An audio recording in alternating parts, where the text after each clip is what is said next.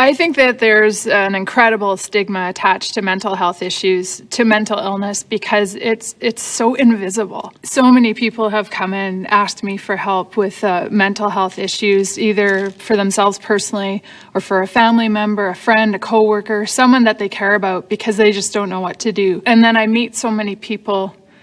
They might tell one person, and that person may have been me that day that they finally told, I'm going through this, I'm really struggling, I don't know what to do. Most people, when they're struggling or confused, they don't know what's going on. And so the judgment is there, I think, because of misunderstanding, lack of education, and plain ignorance. And we need to be better. I'm not going to stop because it matters, because I think there's a shift happening.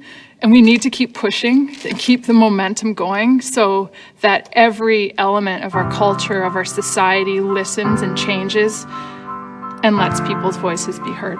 In the United States, I was on the Howard Stern show, and I have OCD, and part of it is I have these rituals and I can't touch things. And he thought it was funny the door was kind of dirty and nobody would open it for me. And I started to panic and go through anxiety. And I didn't know we were still broadcasting. I said, no, I see a psychiatrist. I have OCD. I'm medicated. I can't, this is not funny. This is not a joke.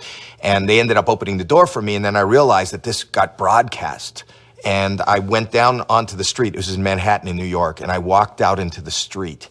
And I thought, how can I deal with this? And how can I even look at anybody? And right when I walked into, I was facing the traffic, somebody came up to me and said, are you Howie Mandel? And I wouldn't even make eye contact. I was so embarrassed. And I went, yeah. And they said, I just heard you on Howard Stern. And I went, oh my God, what do I do now? Do I just run into traffic and just end it here?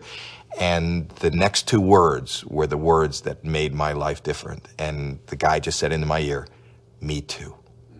If we take care of our mental health like our dental health, we'll be okay. We all talk about our dental health. Talk about my mental health? No.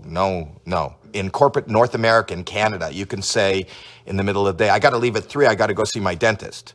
But you look at the looks in the office when you say, you know what, I got to go to a psychiatrist. You'll get looks. And that's what's wrong. And that's why we got to talk about it. There's no stigma. I'm crazy. I'm mental. I'm talking about it.